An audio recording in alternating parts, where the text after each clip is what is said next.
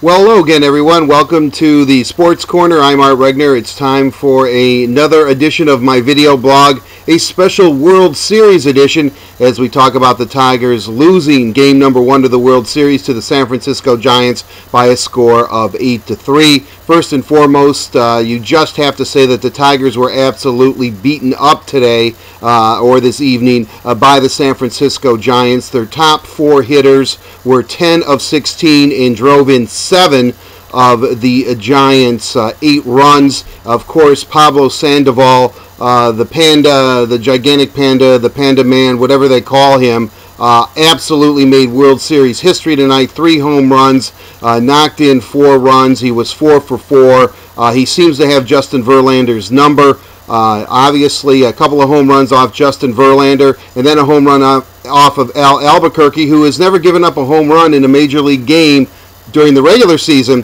but he has given up 2 in the postseason. Last year, a grand slam, I believe, against the Yankees, and then also one to Sandoval in this game. So, chalk it up. It's only 1. The Tigers now trail the Giants 1-0 in their best of 7. Tomorrow night on Thursday night, Doug Fister goes for the Tigers, the Fist, and obviously he has been very, very good as a postseason pitcher for Detroit this year and last year as well, and they're really going to need him, the Tigers, hoping to get a split. So let's talk about this game. I'm not going to panic or anything. I do give credit to the Giants. I give credit to the Giants hitters. I do think to a certain degree that the Tigers were a little bit rusty those 5 days off. I do think playing in a National League park under National League rules without the designated hitter kind of upsets the Tigers' mojo, if you will, their momentum or what their routine is, because it's a different game. So hopefully eventually the designated hitter rule is either a rule for all of baseball or none of baseball, but we'll get into that later. That certainly is not why the Tigers lost this game. I think if you do look at this game, the 8-3 score, the Tigers scored some meaningless runs late in the game when they were down by 6. Johnny Peralta hits a home run, continued his kind of hot hitting there. In the 9th inning, Miguel Cabrera gets an RBI single, I believe in the 6th inning it was, to make it 6-1. But it's more the way the Tigers lost this ball game. Obviously, Justin Verlander did not pitch well. 4 innings pitched, gave up 5 earned runs, 6 hits. The Giants seemed to work the count on him. A lot of hits or a lot of fouling off pitches. They grinded out their bats, with 2 strikes. And so, just not a vintage performance by Justin Verlander. After the game, JV said he wasn't going to make excuses about the layoff, but he's a creature of habit.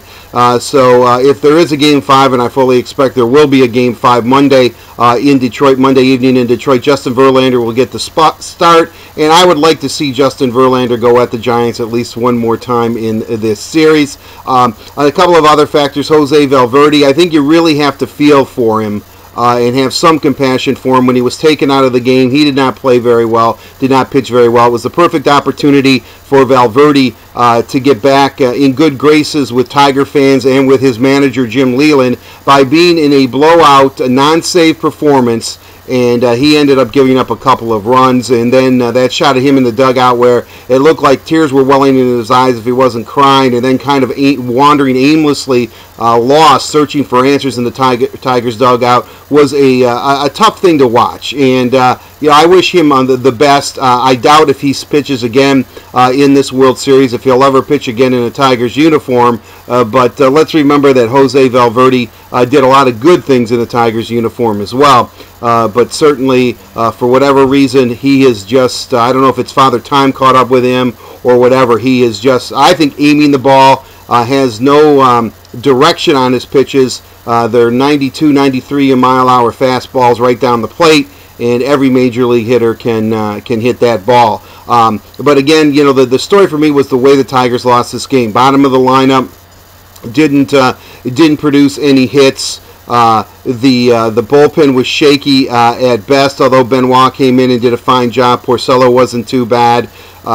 But Verlander getting rocked, I guess, is a bit of a stunner and a bit of a shocker. I kind of like what Barry Zito, the winning pitcher for the Giants, had to say. He thought that if the Giants were going to win this game, it would be 1-0, 2-1, maybe 3-2 at the very most. especially with Verlander pitching, and for the Tigers to get shelled and get rocked and have San Francisco scoring 8 runs, is a little bit of a stunner, quite frankly. I know Justin Verlander, and I guess he proved it tonight that he is human, but giving up 8 runs in Game 1 of the World Series, and JV, he definitely, as I said, wants redemption, and hopefully that'll come Monday evening in Detroit in Game 5. Now, where do the Tigers go from here? Well, if you look at it, San Francisco's top of the order did all their damage.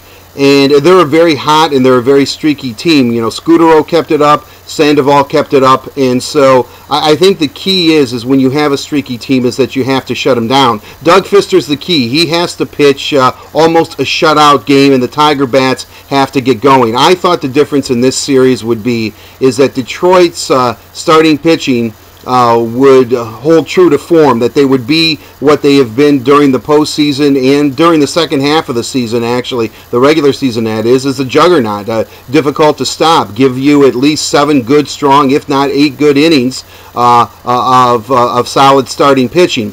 That didn't happen. Well, they're going to need that tomorrow from Doug Fister. I think the Giants, because they are such a hot and cold team, a feast and famine team, they're either scoring a lot of runs or they're not scoring any. They scored 8 tonight in Game 1.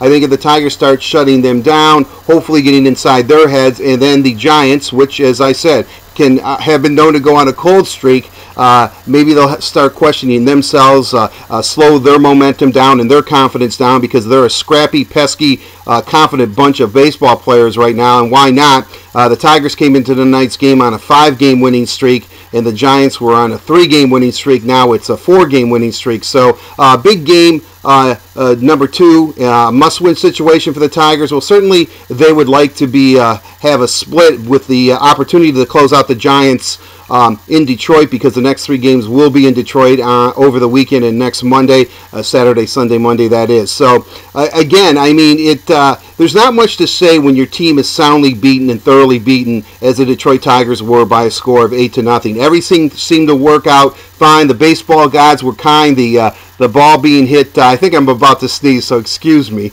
But the baseball gods were not kind to Detroit. The one play, Pagan, I guess it was, with his ball hitting the bag at third, and the floodgates seemed to open. Great defensive catches out there by the Giants in left field I only know him as Regner, but it just was one of those games. I mean, this is a game that I think the Tigers can forget about and do some damage tomorrow night in Game 2. If they have a split, then you've got to feel good about the Tigers' chances. And if they come down to Detroit and they're down 0-2, certainly the Tigers have a great home record. And so, I mean, it's far from over, but they do have to play better. They have to pitch better, and they have to start hitting better. And hopefully, if Doug Fister gets the job done, slows down San Francisco's bats, that the momentum of the series will switch the Tigers' way. So that'll do it for this edition of Art Regner's video blog. Until we meet again tomorrow after game number 2, have a safe and pleasant evening, everyone, and I'll talk to you very, very soon. Bye-bye.